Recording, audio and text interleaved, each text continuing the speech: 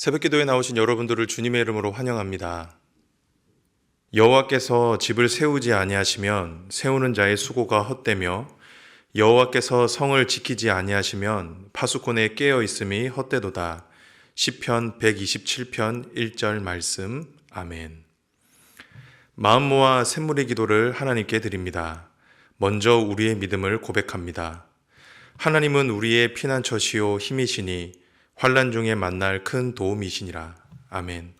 하나님 아버지, 주님은 우리의 구원과 도움이십니다. 매일의 삶 가운데 우리를 보호하시고 어려운 일 만날 때 능히 이겨낼 힘과 지혜를 주시는 하나님을 찬양합니다.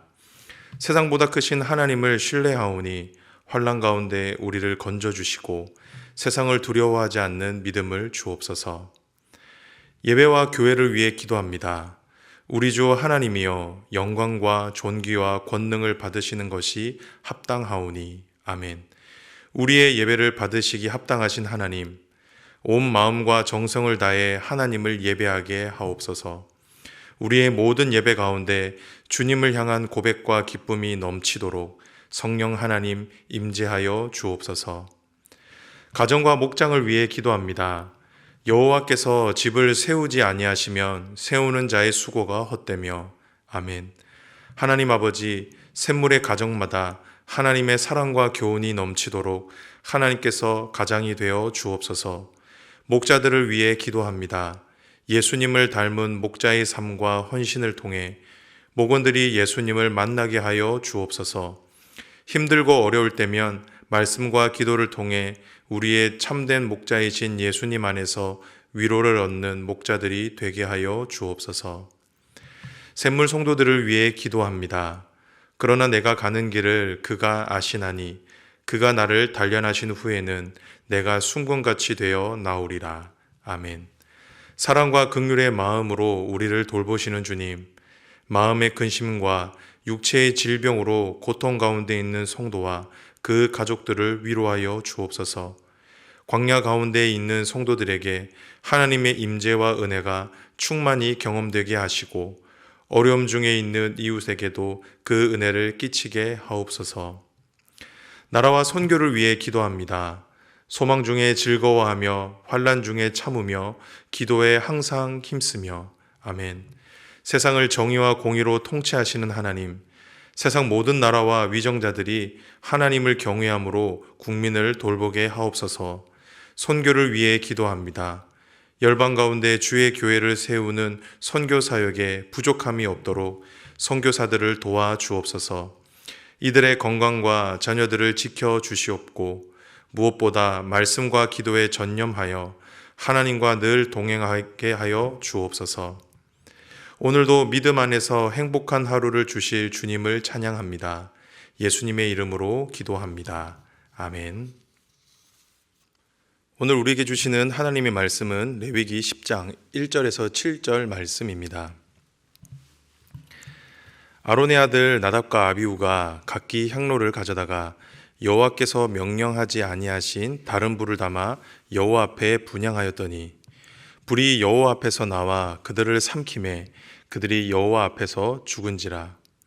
모세가 아론에게 이르되 이는 여호와의 말씀이라. 이르시기를 나는 나를 가까이 하는 자 중에서 내 거룩함을 나타내겠고 온 백성 앞에서 내 영광을 나타내리라 하셨느니라.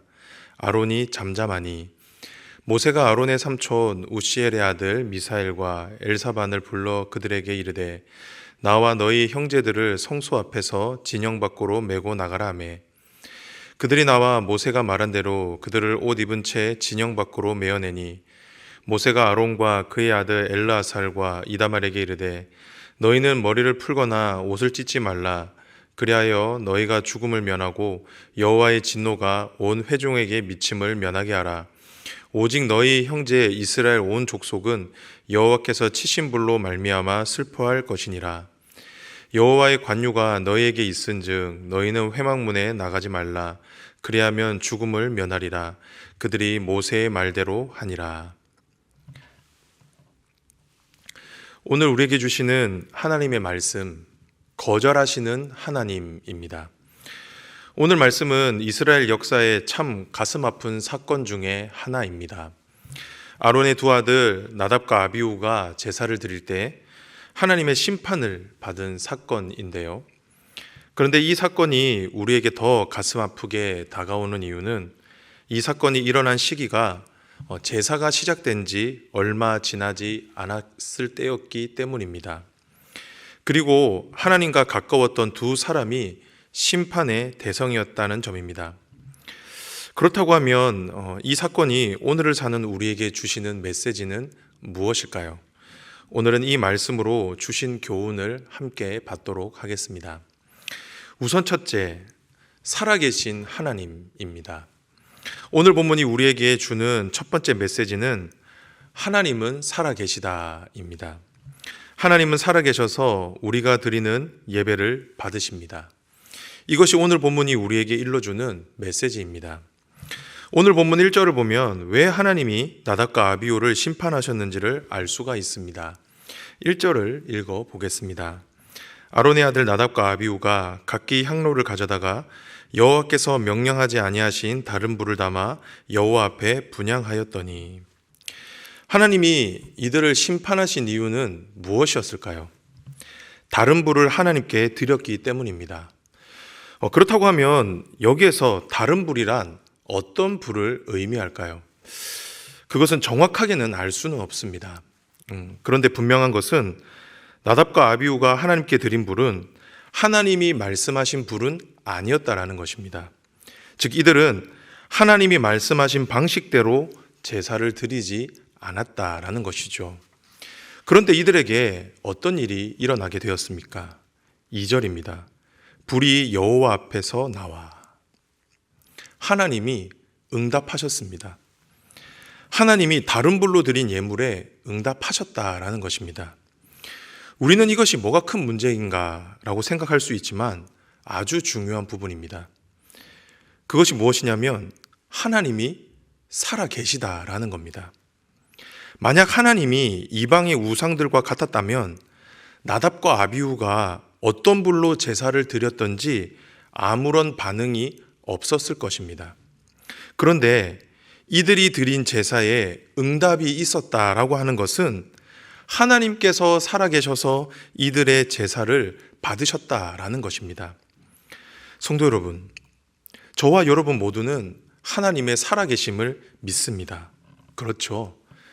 그런데 이 말은 하나님이 살아계시기에 하나님은 우리의 예배와 삶을 받으신다라는 것입니다. 우리가 어떤 모습, 어떤 마음, 어떤 방법으로 예배를 드리고 우리의 삶을 드리는지를 다 보고 계시고 알고 계시고 그것을 그대로 받으신다라는 것이죠.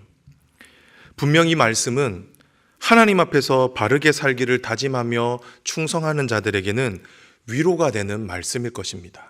하나님이 살아계셔서 우리의 것을 다 받으신다라는 것이 이들에게는 큰 위로가 될 것이라는 것이죠. 하지만 반대로 하나님 앞에서 바르게 살지 못하는 자들에게는 경고의 메시지가 될 것입니다. 우리가 어떻게 살고 어떻게 예배드리는지를 다 하나님이 보신다라고 하는 것은 두렵고 무서운 말씀이겠죠.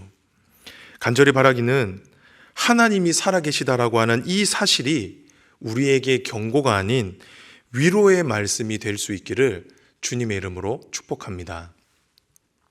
두 번째, 오늘 본문이 우리에게 주시는 메시지는 무엇입니까? 그것은 바로 거절하시는 하나님입니다. 우리는 앞선 말씀을 통해 하나님은 살아계셔서 우리가 드리는 예배와 삶을 받으신다라고 말씀을 드렸습니다. 그런데 꼭 기억해야 하는 것은 하나님이 우리가 드리는 예배를 받으신다라고 해서 모든 것을 수용하시는 것은 아니다라는 것입니다. 하나님은 우리의 예배, 우리의 삶을 거절하실 수도 있는 분이십니다. 이것이 오늘 본문이 우리에게 가르쳐주는 메시지입니다. 오늘 본문에서 하나님은 나답과 아비후가 드린 예배를 받으셨습니다. 우리가 그 사실을 어떻게 알 수 있죠? 불이 여호와 앞에서 나왔다라는 것을 통해서 알 수가 있습니다. 그런데 그 불이 무엇을 삼켰습니까? 예물이 아닌 나답과 아비후를 삼켰습니다. 2절을 한번 볼까요? 불이 여호와 앞에서 나와 그들을 삼키매 그들이 여호와 앞에서 죽은지라. 예물을 삼켜야 할 이 불이 나답과 아비후를 삼켰습니다. 여러분, 이것이 무엇을 의미할까요? 하나님이 이들의 예배, 이들의 삶을 거절하셨다라는 겁니다. 받지 않으셨다라는 것이죠. 성도 여러분, 이 사실도 우리에게 정말 중요한 메시지를 던져주고 있습니다. 그것이 무엇이냐면 우리가 하나님께 예배한다라고 해서 하나님이 우리의 예배를 다 받으시는 것이 아니라는 것입니다. 우리의 삶 또한 하나님이 다 받으시는 것이 아니라는 것이죠. 같은 시간에 같은 장소에서 같은 찬양을 부르고 같은 말씀을 듣고 같이 기도한다라고 해서 하나님이 모든 것을 다 받으시는 것은 아니라는 것입니다. 하나님은 우리의 예배, 우리의 삶도 거절하실 수 있는 분이십니다. 이 말씀도 정말 두려운 말씀입니다. 여러분 한번 생각해 보십시오. 일평생 하나님을 믿으며 살아가고 하나님께 성실하게 예배를 드리며 살아가는데 내가 드리는 예배, 나의 삶을 하나님이 한 번도 받지 않으셨다라고 생각을 해 보십시오. 얼마나 충격적이겠습니까? 정말 무서운 말씀이 아닐 수가 없습니다. 사랑하는 성도 여러분, 하나님은 저와 여러분의 주인이 되십니다. 그렇게 하나님에게는 우리의 예배를 받으실 수도 거절하실 수도 있는 권리가 있으십니다.